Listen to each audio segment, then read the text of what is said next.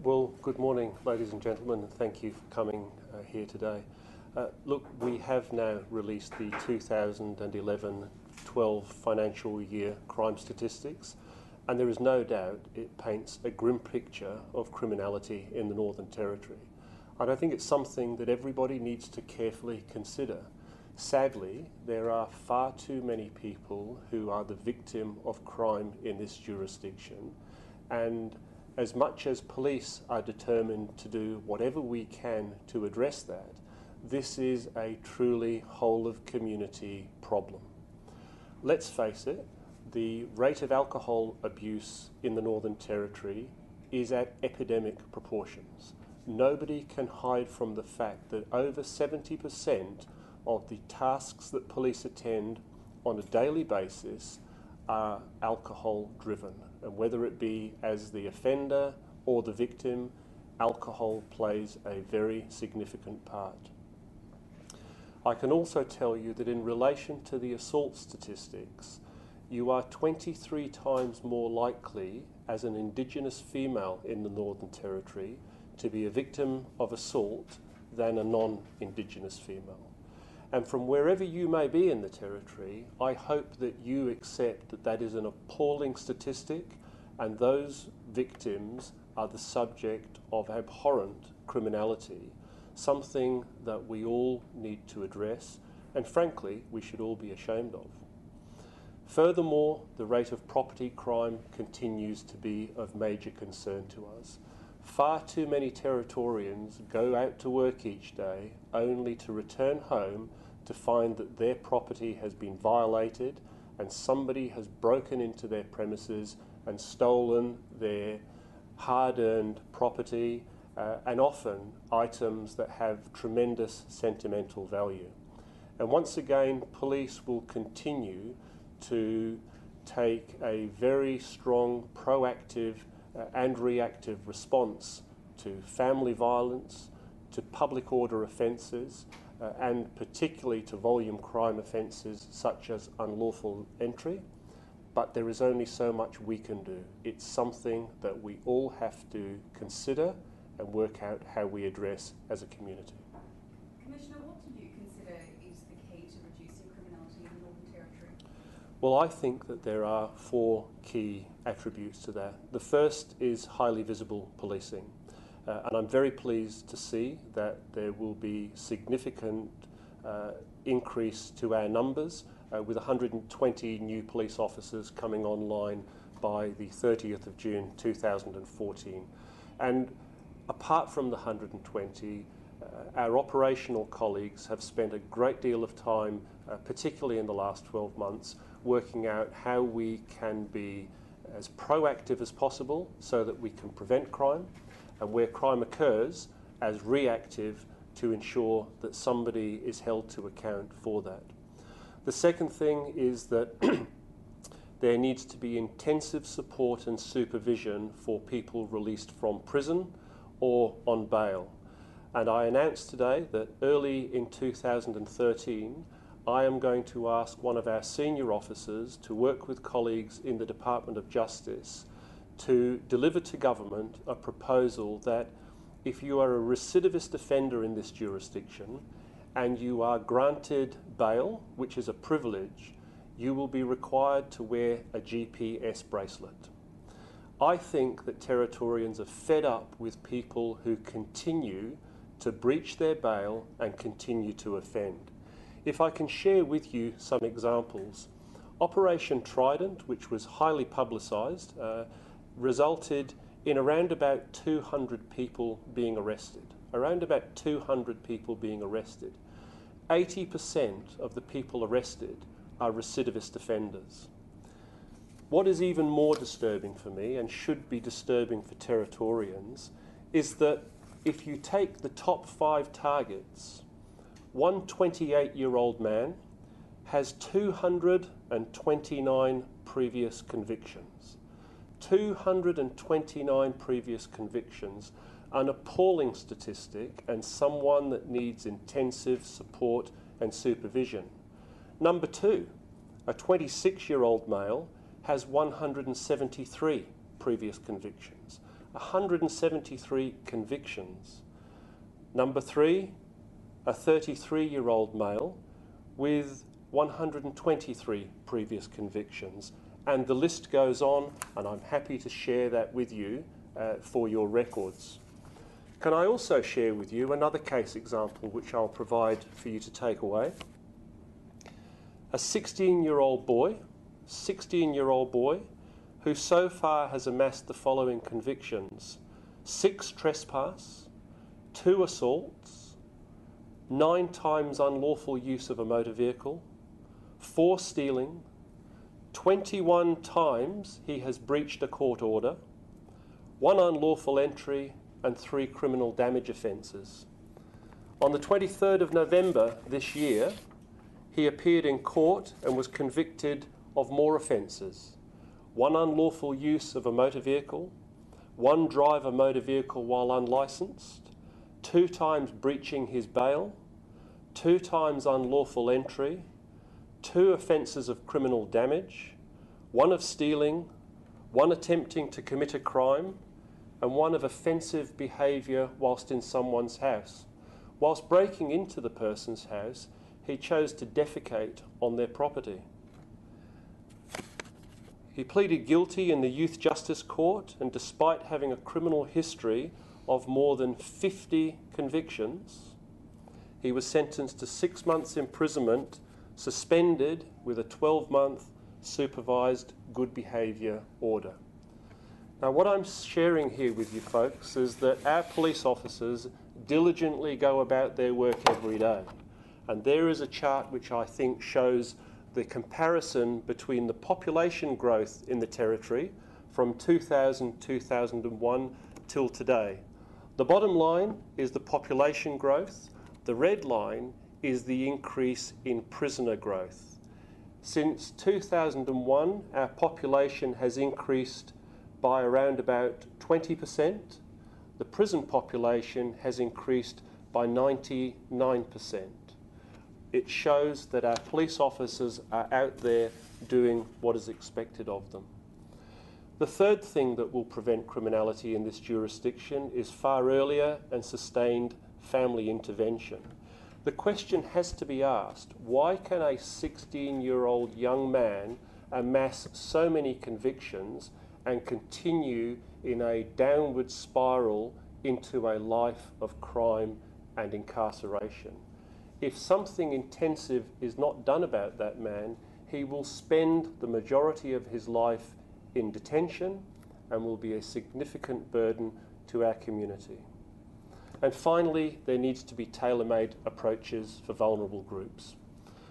My view is that for people who are recidivist offenders and who are granted bail, there ought to be an obligation on them to wear a GPS bracelet so we can monitor 24/7 where they are and what they're doing.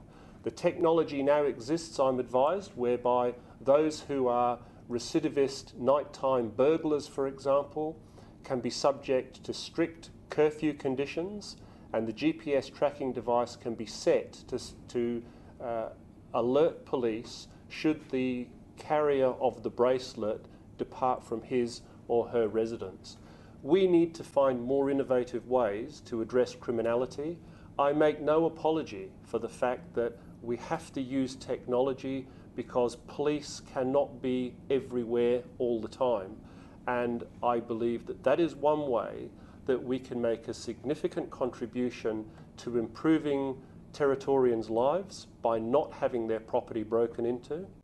I believe it makes a significant difference to the victims of family violence, particularly those who are the recipients of family violence orders. We can require people not to go within a certain distance of the victim's residence, and if they breach that order, then the GPS will alert us and we can do something about it. We're serious about driving down crime in the Northern Territory, and we're going to use everything we can, either existing or with new legislation and new technology, to do something about it. Did the band drinkers register in the crime stats at all? Look, you've heard this morning from the Attorney General. The banned drinkers register has gone. and my job is to focus on what I have at my disposal and what our operational colleagues have at their disposal to address crime and victimisation rates in the Northern Territory. Irrespective of what policy exists now or into the future, we've got to accept that the victimisation rates in this jurisdiction are higher than elsewhere in the country, and it's something that all of us need to do something about. Commissioner, just on the 4 areas that you outlined, have you spoken to the Northern Territory Government about those solutions, and what's been their reaction, if so? Look, the 4 areas that I've spoken about of highly visible policing, I think it's obvious for everybody to see. The government has announced 120 new police officers, and as I've said in previous media conferences over the 3 years that I've been the Commissioner, I'm always pleased when I have an increase in resources. And I think the good thing for Territorians is that there will be extra police available on the front line to address their concerns. How is it? The police have 3 things that they are focusing heavily on at the moment. One is reducing public order offences. The other is reducing the victimisation rates, particularly in family violence. And if I can share just some more statistics with you, and I'm bombarding you with stats today, but I'm doing this to demonstrate to you the difficulty police have in driving crime rates down. In 2011, there were a total of 1,427 people involved in family violence incidents. And of that number, 208 were repeat offenders. And for the purposes of these figures, a repeat offender is someone who has been involved in 4 or more incidents. So far this year, and admittedly we are close to the end of the year, there have been 168 repeat domestic violence offenders. 168 repeat domestic violence offenders. That means that those 168 people have amassed more than 4 offences each. And you have to start to question how much police time is taken in dealing with those issues. And you know, there are 8 people who have amassed more than 10 offences for family violence this year alone. And once again, when people wonder where police effort is spent, it is dealing with recidivist offenders. I know that if I can take out the level of alcohol abuse, if I can reduce the number of victims as a result of family violence, and if I can reduce the number of recidivist offenders that we continually deal with in this jurisdiction, the quality of life for people who live, work and play in this jurisdiction will be significantly enhanced. How will the GPS program be funded, and I guess the actual logistics of it, like how it works? That's all the devil in the detail, but what I'm saying is right now we know the technology exists, it's used in other jurisdictions. People have GPS devices in their smartphones now, so it's very easy to monitor.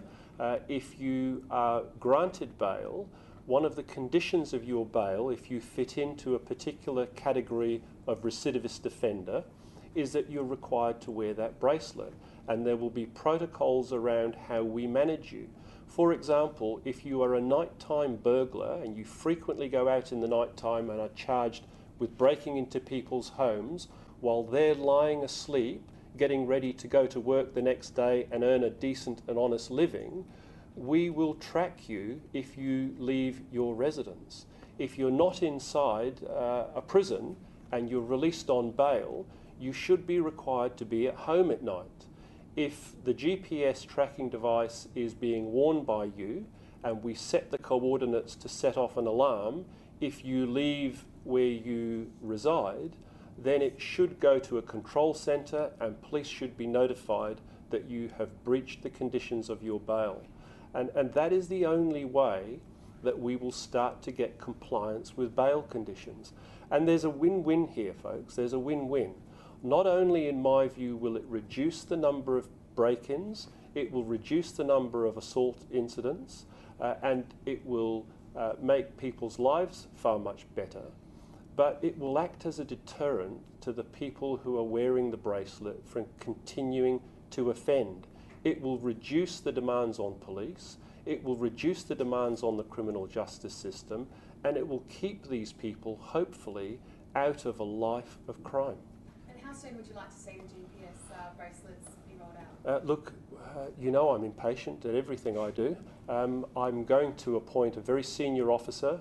I've been in discussions with my senior executive team about this in the last couple of days. We're committed to this. We know the technology exists elsewhere. We'll very quickly prepare an analysis, a business case, and we'll meet with our ministers early next year to consider how we might advance it. But folks, this is about using technology. We're now using social media to great effect in police, fire and emergency services. It's about working smarter to improve the quality of life that people ought to enjoy. I don't think there is anybody in the Northern Territory who believes that it's right for women to get bashed up every time their partner has been on the booze. I don't think there are too many people who believe it's right to go to work each day to put food on the table for their family, only to return home to find that their property has been stolen by somebody who broke into their house. So we as police have to work out how we're going to deal with it, and we are absolutely committed to reducing crime so that people have a better quality of life. Thank you very much. I'm sorry, I didn't hear, Connor, your question? What positives can police take from the crime stats? What can you see that you're improving on? Well, the first thing is that I accept that crime stats are a good thing because it raises community awareness. I think everybody should know the true picture of criminality in the Northern Territory, because if anybody believes that police alone can do something about it and it's something we should hide, then we are not sufficiently mature as a community. The second thing that I take from this, that the enormous amount of data that I have made available to you today, is I am absolutely delighted and very proud of the tremendous efforts of the men and women of the Northern Territory Police Force. 24 hours a day, 7 days a week, they are out there doing what the community expects of them. They do it in very tough conditions sometimes. They do it in adverse conditions, but notwithstanding all the difficulties, they go out there doing what is expected of them by the community and what is expected of them by the senior management team.